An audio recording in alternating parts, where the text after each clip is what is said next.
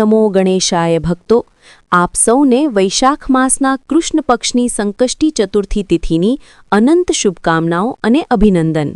મિત્રો, આજનો આ વિડિયો અત્યંત મહત્વપૂર્ણ, ચમત્કારિક અને જ્ઞાનવર્ધક રહેવાનો છે, કારણ કે આજના આ વિડિયોમાં આપણે જાણીશું કે સમસ્ત વિઘ્નો અને પાપોનો નાશ કરનારી, મનવાંછિત ફળ આપનારી અને પ્રથમ પૂજ્ય વિઘ્નહર્તા ભગવાન શ્રી ગણેશ તેમજ ચંદ્રદેવની વિશેષ કૃપા પ્રાપ્ત કરાવનારી વૈશાખ સંકષ્ટી ચતુર્થી, જેને વિકટ સંકષ્ટી ચતુર્થી પણ કહેવામાં આવે છે, તેનું પવિત્ર વ્રત વર્ષ 2026માં કયા દિવસે રાખવામાં આવશે? કારણ કે આ વખતે ચતુર્થી તિથિને લઈને લોકોમાં 5 એપ્રિલ અને 6 એપ્રિલની તારીખ અંગે ઘણી ભ્રમણા અને અસમંજસની સ્થિતિ સર્જાઈ છે। લોકોમાં એ જાણવાની ઉત્સુકતા વધી ગઈ છે કે વ્રતની સાચી તારીખ કઈ છે, સ્નાનદાન ક્યારે કરવું, ઉદયાતિથિ અને ચંદ્રોદયનું શું મહત્વ છે। આ સાથે જ આજે આપણે જાણીશું ભગવાન ગણેશજીને પ્રસન્ન કરવાના કેટલાક અચૂક અને વિસ્તૃત ઉપાયો, સંપૂર્ણ પૂજાવિધિ અને એક અત્યંત દુર્લભ તેમજ વિસ્તૃત પૌરાણિક કથા। તેથી ભક્તો, તમને વિનંતી છે કે આ અત્યંત મહત્વપૂર્ણ અને જ્ઞાનવર્ધક વિડીયોને થોડો સમય કાઢીને શરૂઆતથી અંત સુધી સ્કીપ કર્યા વગર જરૂર જોજો। ચોક્કસપણે તમારી બધી મૂંઝવણ અને કન્ફ્યુઝન દૂર થઈ જશે અને તમને મનવાંછિત ફળની પ્રાપ્તિ થશે। મિત્રો, વિડીયોમાં આગળ વધીએ, પરંતુ તે પહેલાં જો તમે આ પવિત્ર તિથિ પર તમારા અને તમારા સંપૂર્ણ પરિવાર પર ભગવાન શ્રી ગણેશની અસીમ કૃપા પ્રાપ્ત કરવા માંગતા હો, તો સાચી શ્રદ્ધાથી કોમેન્ટ સેક્શનમાં જય શ્રી ગણેશ અને ઓમ ગમ ગણપતયે નમઃ લખીને તમારી પોતાની ચેનલ પાર્થ ગઢવીને સબસ્ક્રાઇબ જરૂર કરી લેજો। મિત્રો, હિન્દુ પંચાંગ અનુસાર વૈશાખ માસના કૃષ્ણ પક્ષની ચતુર્થી તિથિનું પોતાનું એક અલગ અને વિશિષ્ટ મહત્વ છે। સંકષ્ટીનો અર્થ જ થાય છે સંકટોને હરનારી, અને આ દિવસે ભગવાન ગણેશની પૂજાનું વિધાન છે। શાસ્ત્રોમાં ઉલ્લેખ મળે છે કે આ દિવસે જે પણ મનુષ્ય ભગવાન ગણેશજીની પૂજા આરાધના કરે છે, વ્રત રાખે છે અને રાત્રે ચંદ્રમાને અર્ઘ્ય આપે છે, તેના જીવનમાંથી મોટામાં મોટા સંકટ, રોગ, દોષ અને દરિદ્રતા હંમેશ માટે સમાપ્ત થઈ જાય છે। આ પવિત્ર તિથિ સાધકને માનસિક શાંતિ, આર્થિક સમૃદ્ધિ અને તમામ પ્રકારના ભયમાંથી મુક્તિ અપાવે છે। ભક્તો, હવે પૂરા વિસ્તારથી શ્રવણ કરીએ તે પરમ પવિત્ર કથા અને મહિમાનું, જે સિદ્ધ કરે છે કે સંકષ્ટી ચતુર્થીના દિવસે ગણેશજીની ઉપાસના શા માટે આટલી ફળદાયી માનવામાં આવે છે। પૌરાણિક કથાઓ અનુસાર એકવાર બધા દેવતાઓ પર ભારે સંકટ આવી પડ્યું હતું, ત્યારે તેઓ મદદ માંગવા ભગવાન શિવ પાસે ગયા। તે સમયે કાર્તિકેય અને ગણેશજી બંને ત્યાં હાજર હતા। શિવજીએ બંને ભાઈઓને પૂછ્યું કે આ સંકટનું નિવારણ કોણ કરી શકે છે, ત્યારે બંને ભાઈઓએ પોતાને આ માટે સક્ષમ ગણાવ્યા। આના પર શિવજીએ એક સ્પર્ધા રાખી કે જે પણ સૌથી પહેલા આખી પૃથ્વીની પરિક્રમા કરીને આવશે તે જ દેવતાઓની મદદ કરશે। કાર્તિકેય પોતાના વાહન મોર પર બેસીને નીકળી ગયા, પરંતુ ગણેશજીનું વાહન મૂષક હતું। પોતાની બુદ્ધિનો પ્રયોગ કરીને ગણેશજીએ પોતાના માતાપિતા શિવ પાર્વતીની જ 7 પરિક્રમા કરી દીધી અને કહ્યું કે માતાપિતાના ચરણોમાં જ સમસ્ત લોક છે। તેમની આ બુદ્ધિમાની અને ભક્તિથી પ્રસન્ન થઈને શિવજીએ તેમને દેવતાઓના સંકટ દૂર કરવાનો આદેશ આપ્યો અને આશીર્વાદ આપ્યા કે ચતુર્થી તિથિના દિવસે જે પણ વ્યક્તિ તમારી પૂજા કરશે અને રાત્રે ચંદ્રમાને અર્ઘ્ય આપશે, તેના તમામ સંકટ દૂર થઈ જશે। ભક્તો, સંકષ્ટી ચતુર્થી તિથિના દિવસે આહાર અને આચરણમાં પૂર્ણ સાત્વિકતા અને સંયમ અત્યંત આવશ્યક છે। આ દિવસે બ્રહ્મચર્યનું પાલન કરો અને તામસિક ભોજન જેમ કે માંસ, મદિરા, લસણ અને ડુંગળીનો વિચાર પણ મનમાં ન લાવો। જે લોકો વ્રત રાખે છે તેમણે અન્નનો ત્યાગ કરી માત્ર ફલાહાર જ લેવો જોઈએ। આ પવિત્ર દિવસે સૌથી પહેલા પ્રયાસ કરો કે તમે બ્રહ્મ મુહૂર્તમાં, એટલે કે સૂર્યોદય પહેલા ઉઠી જાઓ। નહવાના પાણીમાં થોડું ગંગાજળ અને કાળા તલ ભેળવી હર હર ગંગેનું સ્મરણ કરતા સ્નાન કરો। સ્નાન કર્યા બાદ સ્વચ્છ લાલ કે પીળા રંગના વસ્ત્રો ધારણ કરો અને તમારા ઘરના પૂજા સ્થળને ગંગાજળ છાંટી પવિત્ર કરો। એક ચોકી પર લાલ કે પીળું વસ્ત્ર બિછાવી ભગવાન શ્રી ગણેશજીની પ્રતિમા સ્થાપિત કરો। ભગવાન ગણેશનો ગાયના દૂધ, દહીં, ઘી, મધ અને સાકરથી બનેલા પંચામૃતથી અભિષેક કરો। તેમને લાલ વસ્ત્ર, કુમકુમ, લાલ પુષ્પ અને વિશેષ રૂપે 21 દૂર્વાદળ એટલે કે ધરો ચોક્કસ અર્પણ કરો, કારણ કે દૂર્વા વગર ગણપતિની પૂજા અધૂરી માનવામાં આવે છે। આ સાથે જ ગણેશજીને મોદક, બેસનના લાડુ કે ગોળનો વિશેષ ભોગ લગાવો. ત્યારબાદ ત્યાં જ આસન પર બેસીને સંકટનાશન ગણેશ સ્તોત્ર, ગણેશ ચાલીસા કે ઓમ ગમ ગણપતય નમઃનો ઓછામાં ઓછો 108 વાર જાપ જરૂર કરો. રાત્રિના સમયે જ્યારે ચંદ્રોદય થાય ત્યારે ચાંદીના કે માટીના પાત્રમાં કાચું દૂધ, શુદ્ધ જળ, થોડા અક્ષત, સફેદ ફૂલ અને ચંદન ભેળવી ચંદ્રદેવને અર્ઘ્ય આપો અને તેમની પાસે માનસિક શાંતિ અને આરોગ્યના આશીર્વાદ માંગો. સંકષ્ટી ચતુર્થીનું વ્રત ચંદ્રદર્શન અને અર્ઘ્ય વગર પૂર્ણ માનવામાં આવતું નથી. આ વિશેષ અને ચમત્કારિક દિવસે ભગવાન ગણેશને શીઘ્ર પ્રસન્ન કરવા માટે શાસ્ત્રોમાં કેટલાક અત્યંત અચૂક અને પ્રભાવશાળી ઉપાયો બતાવવામાં આવ્યા છે, જેને પૂર્ણ શ્રદ્ધાથી કરવાથી જીવનની મોટી મોટી મુશ્કેલીઓ અને અટકેલા કાર્યો ચપટીમાં સિદ્ધ થઈ જાય છે. પહેલો સૌથી મોટો ઉપાય છે દૂર્વા અને સિંદૂરનો. આ દિવસે સંધ્યાકાળમાં ગણેશજીને 21 દૂર્વાની ગાંઠો અર્પણ કરો અને તેમના મસ્તક પર સિંદૂર લગાવી તે જ સિંદૂરથી પોતાના કપાળ પર પણ તિલક કરો. આ ઉપાય નોકરી, વેપાર અને કોર્ટ કચેરીના મામલામાં વિજય મેળવવા માટે અચૂક માનવામાં આવે છે. જો તમારા જીવનમાં કોઈ બહુ મોટી બાધા આવી રહી હોય, લગ્નમાં વિલંબ થતો હોય કે દેવું વધતું જતું હોય, તો ગણેશજીને એક પાનનું બીડું અર્પણ કરો, જેમાં લવિંગ, એલચી અને સોપારી હોય. સાથે જ 5 મોદકનો ભોગ લગાવીને તમારી મનોકામના તેમના કાનમાં કહી દો. આ એક રામબાણ ઉપાય છે, જેનાથી બપ્પા તરત જ તમારી પોકાર સાંભળી લે છે. તો ભક્તો, હવે જાણીએ સાચી તિથિ અને શુભ મુહૂર્ત વિશે, જેની તમે વિડીયોની શરૂઆતથી જ આતુરતાથી રાહ જોઈ રહ્યા હતા. પ્રિય ભક્તો, આ વખતે 5 એપ્રિલ અને 6 એપ્રિલને લઈને જે અસમંજસ અને ભ્રમની સ્થિતિ છે, તેની બરાબર ધ્યાનથી સમજી લેજો, જેથી તમારા વ્રતનું ફળ નિષ્ફળ ન જાય. વૈદિક પંચાંગ અનુસાર વૈશાખ માસના કૃષ્ણ પક્ષની ચતુર્થી તિથિનો આરંભ 5 એપ્રિલ 2026 રવિવારના રોજ સવારે 11:59 વાગે થશે અને આ ચતુર્થી તિથિનું સમાપન બીજા દિવસે 6 એપ્રિલ 2026 સોમવારના રોજ બપોરે 2:10 વાગે થશે. હવે કારણ કે સંકષ્ટી ચતુર્થીના વ્રતમાં ચંદ્રોદયનું સૌથી વધુ મહત્વ હોય છે અને ચંદ્રને અર્ઘ્ય આપ્યા વગર આ વ્રત પૂર્ણ માનવામાં આવતું નથી, તેથી આપણે તે દિવસે વ્રત રાખવું જોઈએ જે દિવસે રાત્રે ચંદ્રના ઉદય સમયે ચતુર્થી તિથિ હોય. 5 એપ્રિલની રાત્રે જ્યારે ચંદ્રોદય થશે, જે રાત્રે લગભગ 9:50 વાગે થશે, તે સમયે ચતુર્થી તિથિ પૂર્ણ રૂપે વિદ્યમાન હશે, જ્યારે 6 એપ્રિલે ચંદ્રોદય સમયે પંચમી તિથિ બેસી ગઈ હશે. તેથી શાસ્ત્રોના સચોટ નિયમો અનુસાર વર્ષ 2026માં વૈશાખ સંકષ્ટી ચતુર્થી કે વિકટ સંકષ્ટી ચતુર્થીનું પવિત્ર વ્રત 5 એપ્રિલ 2026 રવિવારના રોજ જ રાખવામાં આવશે. 6 એપ્રિલે આ વ્રત બિલકુલ રાખવામાં આવશે નહીં. માતા લક્ષ્મી, જે ધન, વૈભવ અને ઐશ્વર્યની અધિષ્ઠાત્રી દેવી છે, તેઓ પણ એવા ભક્તો પર શીઘ્ર પ્રસન્ન થાય છે જે ભગવાન ગણેશની આરાધના શુદ્ધ મન અને સાત્વિક આચરણ સાથે કરે છે, કારણ કે ગણેશજી શુભ લાભના પ્રદાતા છે. પૂજા દરમિયાન તમે તમારા ઘરમાં સુગંધિત ધૂપ કે અગરબત્તીનો પ્રયોગ પણ કરી શકો છો, જેનાથી વાતાવરણ શુદ્ધ અને પવિત્ર રહે છે. દાનનું પણ આ દિવસે વિશેષ મહત્વ છે. તમારી શક્તિ મુજબ ગરીબો, જરૂરિયાતમંદોને અન્ન, વસ્ત્ર કે મોદકનું દાન કરો. સૌથી મહત્વની વાત એ છે કે ભગવાનની કૃપા માત્ર પૂજાપાઠથી જ નથી મળતી, પરંતુ તમારા કર્મ, વિચાર અને વ્યવહાર સાથે પણ જોડાયેલી હોય છે. જો તમે પ્રામાણિકતાથી જીવન જીવો છો, બીજા પ્રત્યે દયા અને સન્માન રાખો છો, તો વિઘ્નહર્તા પોતે જ તમારા જીવનમાં કાયમી ધોરણે નિવાસ કરે છે. ભગવાન શ્રી ગણેશ, માતા લક્ષ્મી અને ચંદ્રદેવ તમારા જીવનના તમામ કષ્ટો દૂર કરે અને તમારા પરિવારને રોગમુક્ત રાખે. પ્રિય ભક્તો, વૈશાખ માસ પોતે જ ખૂબ પવિત્ર અને પુણ્યદાયક માનવામાં આવે છે. આ મહિનામાં કરવામાં આવેલા જપ, તપ, દાન અને પૂજાનું ફળ અનેક ગણું મળે છે. એવામાં જ્યારે આ પવિત્ર માસમાં ગણેશ ચતુર્થીનો સંયોગ બને છે, તો તેનું મહત્વ વધી જાય છે.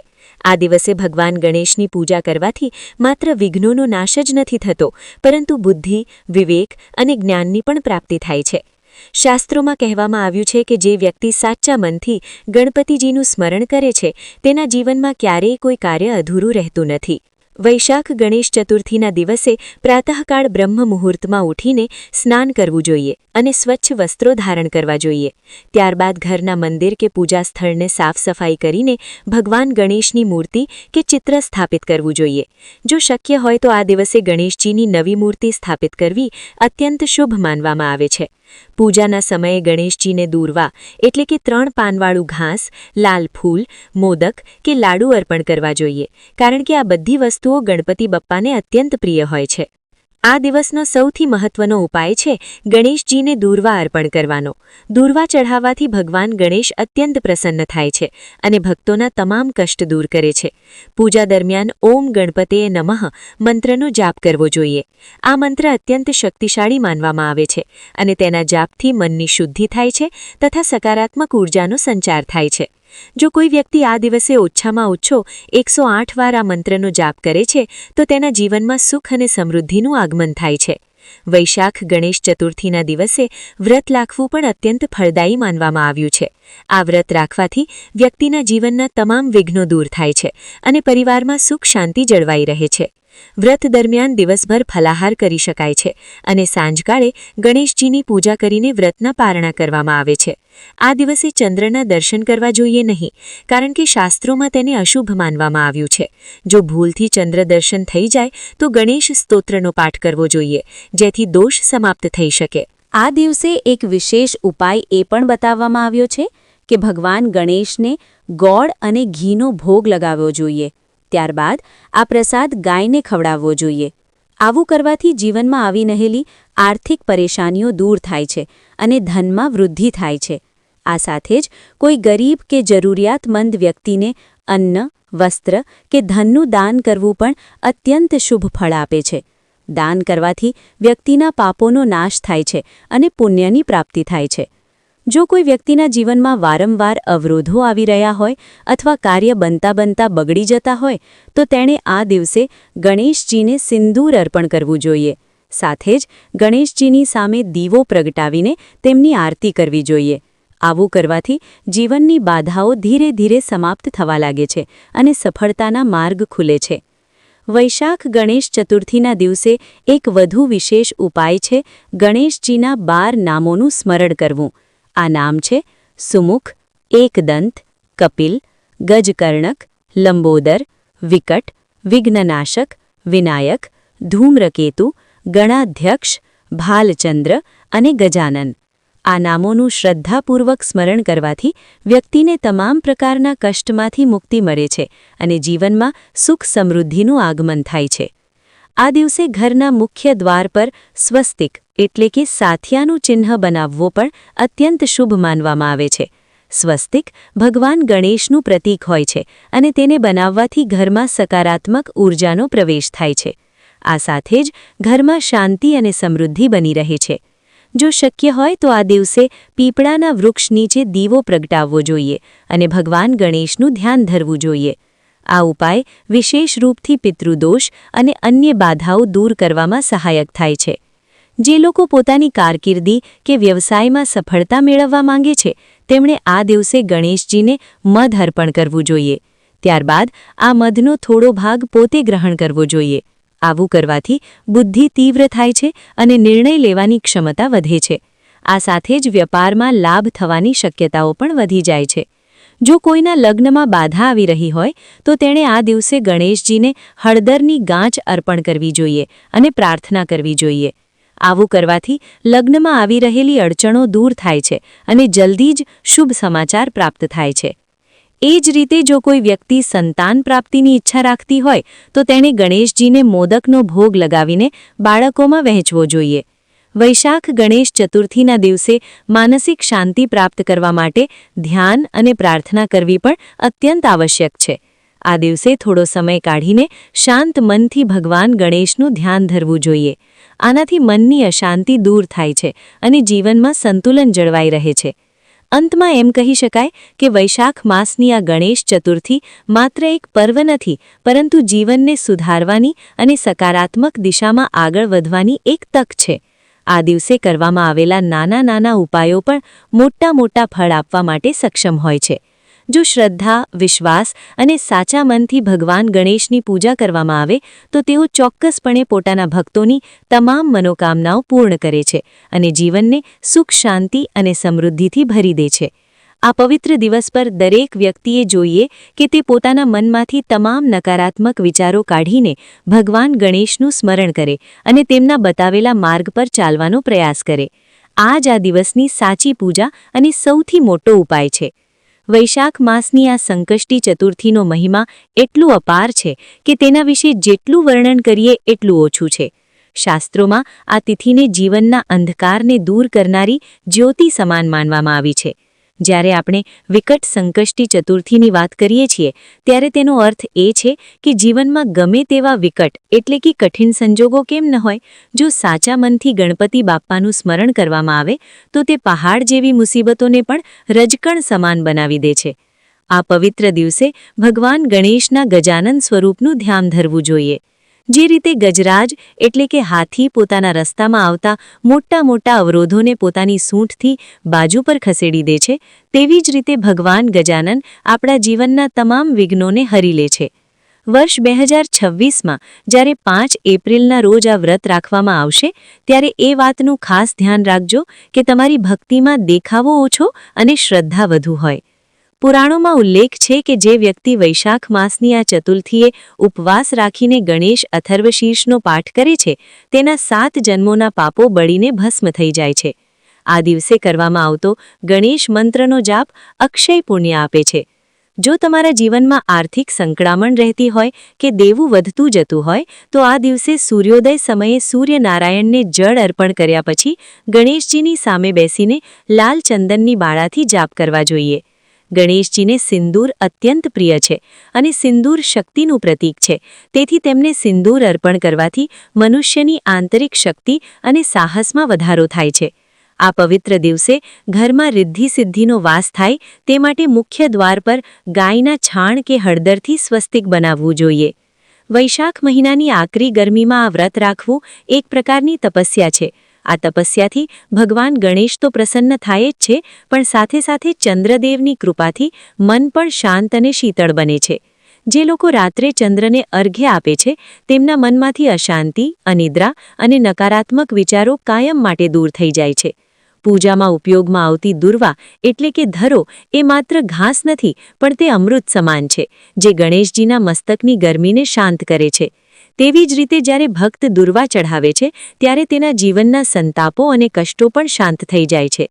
આ દિવસે વ્રત કરનારે નિંદા, ક્રોધ અને અહંકારથી દૂર રહીને મૌન પાળવાનો પ્રયત્ન કરવો જોઈએ, કારણ કે મૌન જ સૌથી મોટી સાધના છે. ભક્તો, ભગવાન ગણેશ પ્રથમ પૂજ્ય છે, એટલે કે કોઈ પણ કાર્યની શરૂઆત તેમનાથી થાય છે. જો તમે આ દિવસે તમારા જીવનની નવી શરૂઆત કરવા માંગતા હો તો બપ્પાના ચરણમાં એક સોપારી અને એક સિક્કો અર્પણ કરીને તમારી મનોકામના કહો.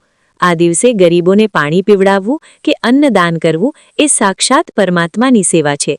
વૈશાખની આ પવિત્ર સંકષ્ટી ચતુર્થી તમારા માટે અને તમારા પરિવાર માટે મંગલમય નીવડે તેવી પ્રાર્થના સાથે આ કથાનું સ્મરણ કરજો. પાર્થ ગઢવી ચેનલ હંમેશા પ્રયત્ન કરે છે કે તમને સાચું જ્ઞાન અને ભક્તિનો માર્ગ બતાવી શકાય.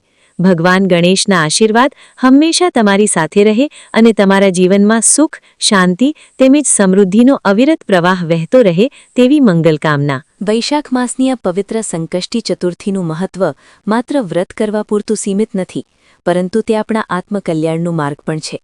શાસ્ત્રોમાં વર્ણન છે કે જેવી રીતે ગંગા સ્નાનથી શરીર પવિત્ર થાય છે, તેવી જ રીતે આ દિવસે ભગવાન ગણેશના ચરિત્રનું સ્મરણ કરવાથી આપણી બુદ્ધિ અને વિચાર પવિત્ર બને છે. વૈશાખની આકરી ગરમીમાં જ્યારે પૃથ્વી તપતી હોય છે ત્યારે ગણેશજીની શીતળ છાયામાં આવવાથી ભક્તોના ત્રિવિધ તાપ એટલે કે આધિ, વ્યાધિ અને ઉપાધિ શાંત થઈ જાય છે. આ દિવસે જે ભક્ત સવારના સમયે ઉઠીને સૂર્યદેવને જળ ચઢાવે છે અને ત્યારબાદ ગણેશજીની મૂર્તિ પાસે બેસીને ધ્યાન ધરે છે તેને અશ્વમેધ યજ્ઞ સમાન પુણ્યની પ્રાપ્તિ થાય છે. ભગવાન ગણેશને વિઘ્નહર્તા એટલા માટે કહેવામાં આવે છે કારણ કે તેઓ માત્ર બાહ્ય અવરોધો જ નહીં પરંતુ આપણા મનની અંદર રહેલા કામ, ક્રોધ, લોભ અને મોહ જેવા આંતરિક વિઘ્નોનો પણ નાશ કરે છે.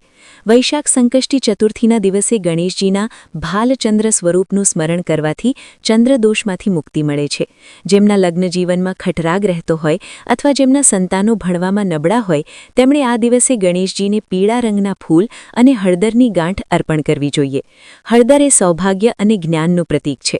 જ્યારે આપણે ગણેશજીને તે અર્પણ કરવામાં આવે છે ત્યારે તે આપણા જીવનમાં માંગલિક કાર્યોના દ્વાર ખોલી નાખે છે. આ દિવસે વ્રત કરનારે આખો દિવસ મનમાં ઓમ ઓમ ગમ ગણપતયે નમઃ મંત્રનો અજપા જાપ કરવો જોઈએ. આ મંત્રનો પ્રભાવ એવો છે કે તે તમારા આભામંડળને સકારાત્મક ઉર્જાથી ભરી દે છે અને આસપાસની નકારાત્મક શક્તિઓનો નાશ કરે છે. સાંજના સમયે જ્યારે સૂર્યાસ્ત થાય અને ચંદ્રોદયની તૈયારી હોય ત્યારે ઘરના મંદિરમાં ગાયના ઘીનો અખંડ દીવો પ્રગટાવવો અત્યંત શુભ માનવામાં આવે છે. ભક્તો, આ પવિત્ર તિથિએ ગણેશજીને પ્રિય એવા મોદકનો અર્થ છે મોદ એટલે કે આનંદ અને ક એટલે કે આપનાર, એટલે કે જે આનંદ આપે છે તે મોદક છે. જ્યારે આપણે ગણેશજીને મોદકનો ભોગ ધરાવીએ છીએ ત્યારે આપણે ભગવાન પાસે એ પ્રાર્થના કરીએ છીએ કે તેઓ આપણા જીવનને પણ આનંદ અને મધુરતાથી ભરી દે. આ દિવસે કરેલું દાન ક્યારેય એળે જતું નથી. ખાસ કરીને જો કોઈ જરૂરિયાતમંદ વ્યક્તિને ઠંડુ જળ અથવા શરબત પીવડાવવામાં આવે તો તે સીધું ભગવાન ગણેશના ચરણોમાં પહોંચે છે. વૈશાખ માસ એ પરોપકારનો મહિમો ગાતો મહિનો છે અને તેમાં સંકષ્ટી ચતુર્થી જેવો પવિત્ર સંયોગ મળે ત્યારે પુણ્યની ગંગા વહેતી હોય છે. રાત્રિના સમયે જ્યારે આકાશમાં પૂનમ જેવો તેજસ્વી ચંદ્ર ઉદિત થાય ત્યારે શુદ્ધ મનથી ચંદ્રદેવનું પૂજન કરવાથી માનસિક શાંતિ મળે છે. જે લોકોને વારંવાર ચિંતા કે તણાવ રહેતો હોય તેમણે ચંદ્રને અર્ઘ્ય આપતી વખતે સફેદ ચંદન અને ચોખાનો ઉપયોગ કરવો જોઈએ. ભગવાન ગણેશ પોતે ચંદ્રના અહંકારને હણનારા છે અને તેથી જ તેઓ ચંદ્રના સ્વામી ગણાય છે. આ તિથિ આપણને એ શીખવે છે કે ગમે તેટલી સિદ્ધિ કે સત્તા મળે પણ અહંકાર ક્યારેય ન કરવો જોઈએ. પાર્થ ગઢવી ચેનલના માધ્યમથી અમે તમને વિનંતી કરીએ છીએ કે આ દિવસે પક્ષીઓ માટે પાણીનું કુંડું રાખજો અને અબોલ જીવોની સેવા કરજો, કારણ કે બપ્પા દરેક જીવમાં વસેલા છે. આ વ્રત અને કથાના શ્રવણથી તમારા ઘરની સુખ સમૃદ્ધિમાં વધારો થાય અને વિઘ્નહર્તા દેવ તમારી દરેક મુસીબતમાં તમારી વહારે આવે તેવી જ હૃદયપૂર્વકની અભ્યર્થના. બોલો ગણપતિ બાપ્પા મોર્યા, મંગલ મૂર્તિ મોર્યા. તમારી પોતાની ચેનલ પાર્થ ગઢવી સાથે જોડાયેલા રહો અને ભક્તિના આ સાગરમાં ડૂબકી લગાવતા રહો. વૈશાખ માસની આ વિકટ સંકષ્ટી ચતુર્થી એ માત્ર એક દિવસનું વ્રત નથી, પરંતુ તે આપણા આખા વર્ષના સંકટોને હરનારી એક દિવ્ય શક્તિ છે. શાસ્ત્રોમાં એવું વર્ણન છે કે જ્યારે મનુષ્ય પૂર્ણ શ્રદ્ધાથી ગણેશજીના શરણમાં જાય છે ત્યારે સ્વયં રિદ્ધિ અને સિદ્ધિ તેના ઘરે આવીને વાસ કરે છે. રિદ્ધિ એટલે બુદ્ધિ અને સિદ્ધિ એટલે સફળતા. જ્યારે આ બંનેનો સમન્વય થાય છે ત્યારે જ મનુષ્યનું જીવન સાર્થક બને છે. વૈશાખની આ પવિત્ર તિથિએ ભગવાન ગણપતિના લંબોદર સ્વરૂપનું ચિંતન કરવું જોઈએ. લંબોદર એટલે કે જેમનું ઉદર એટલે કે પેટ વિશાળ છે. આ સ્વરૂપ આપણને એ શીખવે છે કે જગતની તમામ સારી નરસી વાતોને પચાવી લેવી જોઈએ અને હંમેશા શાંત ચિત્તે નિર્ણયો લેવા જોઈએ. જે સાધક આ દિવસે મૌન રહીને અંતર્મુખી બનીને ભગવાનનો ધ્યાન ધરે છે તેની વાણીમાં સરસ્વતીનો વાસ થાય છે અને તેના શબ્દોમાં એક અનોખું સામર્થ્ય પ્રગટે છે. વૈશાખ સંકષ્ટી ચતુર્થીના દિવસે ગણેશજીને લાલ ચંદનનું લેપન કરવું અત્યંત મંગલકારી છે. લાલ રંગ એ ઊર્જા અને મંગળ ગ્રહનું પ્રતીક છે અને ગણેશજી મંગલ મૂર્તિ છે. જો તમારા કુંડળીમાં મંગળ દોષ હોય અથવા જમીન મકાનને લગતા પ્રશ્નો હોય તો આ દિવસે ગણેશજીને લાલ કનેરના ફૂલ અર્પણ કરવા જોઈએ અને ઓમ મંગલ મૂર્તયે નમઃ મંત્રનો જાપ કરવાથી અદ્ભુત શાંતિ મળે છે. આ દિવસે વ્રત રાખતી વખતે એ વાતનું ખાસ ધ્યાન રાખજો કે તમારા ઘરના ઉંબરાને ગાયના ઘીનો દીવો કરીને પવિત્ર રાખવો.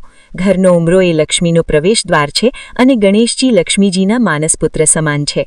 જ્યાં ગણેશજીની પૂજા થાય છે ત્યાં લક્ષ્મીજી કાયમી નિવાસ કરે છે. તેથી જ દિવાળી હોય કે કોઈ પણ શુભ પ્રસંગ આપણે ગણેશ અને લક્ષ્મીની પૂજા સાથે કરીએ છીએ. ભક્તો, આ પવિત્ર દિવસે અન્નદાનની સાથે સાથે જ્ઞાનદાનનું પણ મોટું મહત્વ છે.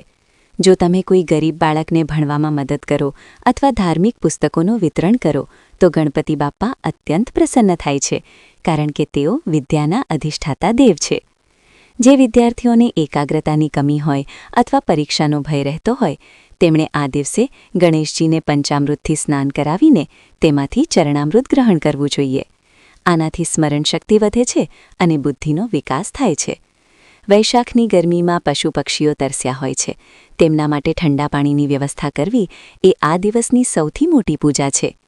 ગણેશજીનું વાહન મૂષક છે, જે આપણને એ સંદેશ આપે છે કે નાનો જીવ હોય કે મોટો, દરેકનું સન્માન કરવું જોઈએ. રાત્રિના સમયે જ્યારે તમે ચંદ્રદેવને અર્ઘ્ય આપો ત્યારે તમારા પિતૃઓનું પણ સ્મરણ કરજો. વૈશાખ માસમાં પિતૃતર્પણનું પણ વિશેષ મહત્વ છે. જો તમે ચંદ્રને જળ અર્પણ કરતી વખતે પિતૃઓનું નામ લેશો તો તમારા પિતૃઓ તૃપ્ત થશે અને તમને સુખ શાંતિના આશીર્વાદ આપશે. ચતુર્થીના આ દિવસે રાત્રે જાગરણ કરીને ગણેશ સહસ્રનામનો પાઠ કરવો એ ભાગ્યના બંધ દરવાજા ખોલવા સમાન છે. જે ભક્તો આ દિવસે રાત્રે ગણેશજીની આરતી કર્યા પછી અને ચંદ્રદર્શન કર્યા પછી વ્રતનું પારણ કરે છે તેમના જીવનમાં ક્યારેય અન્નની ખોટ પડતી નથી. પાર્થ ગઢવી ચેનલના માધ્યમથી અમારો આ જ ઉદ્દેશ્ય છે કે તમે તમારી પરંપરાઓ અને સંસ્કારોને સાચા અર્થમાં સમજો. 5 એપ્રિલ 2026ના રોજ આવતી આ સંકષ્ટી ચતુર્થી તમારા માટે નવી આશા અને નવી ઊર્જા લઈને આવે. ભગવાન ગણેશ તમારા રસ્તામાં આવતા પથ્થરોને ફૂલ બનાવી દે અને તમારી મનોકામનાઓ જલ્દીથી પૂર્ણ થાય. ભક્તિના આ અખંડ દીવાને તમારા હૃદયમાં પ્રજ્વલિત રાખજો અને ગમે તેવી મુસીબત હોય પણ ગણપતિ બાપ્પા મોરિયાનો નાદ ગુંજતો રાખજો. મિત્રો, જો તમને આજનો આ વિડિયો જ્ઞાનવર્ધક અને મદદરૂપ લાગ્યો હોય તો આ વિડિયોને અત્યારે જ એક લાઇક જરૂર કરજો. કારણ કે તમારી એક લાઇક અમને આવા ભક્તિમય વિડિયો બનાવવા માટે પ્રોત્સાહન આપે છે. આ પુણ્યશાળી જાણકારી માત્ર તમારા સુધી સીમિત ન રાખતા તમારા મિત્રો, સગા સંબંધીઓ અને વોટ્સએપ ગ્રુપમાં આ વિડિયોને વધુમાં વધુ શેર કરજો, જેથી બીજા ભક્તો પણ આ મહાસંયોગનો લાભ ઉઠાવી શકે અને પિતૃદોષમાંથી મુક્તિ મેળવી શકે. અને હા, જો તમે અમારી ચેનલ પર નવા છો અથવા હજુ સુધી પરિવારનો હિસ્સા નથી બન્યા તો અત્યારે જ નીચે આપેલું લાલ બટન દબાવીને ચેનલને સબસ્ક્રાઇબ કરી લો અને બાજુમાં રહેલી ઘંટડી એટલે કે બેલ આઇકનને દબાવી ઓલ પર સેટ કરી દો, જેથી આવનારા તમામ ધાર્મિક અને ભક્તિમય વિડીયોની નોટિફિકેશન તમને સૌથી પહેલાં મળે. કોમેન્ટમાં પૂરી શ્રદ્ધા સાથે જય બજરંગબલી અથવા ઓમ નમો ભગવતે વાસુદેવાય લખવાનું ભૂલતા નહીં. ભગવાન તમારી અને તમારા પરિવારની રક્ષા કરે અને તમારી તમામ મનોકામનાઓ પૂર્ણ થાય તેવી પ્રાર્થના સાથે હવે રજા લઈએ છીએ. મળીએ છીએ ફરી એક નવા અને જ્ઞાનવર્ધક વિડીયો સાથે. ત્યાં સુધી પ્રેમથી બોલો જય હનુમાન, જય માતાજી, જય દ્વારકાધીશ.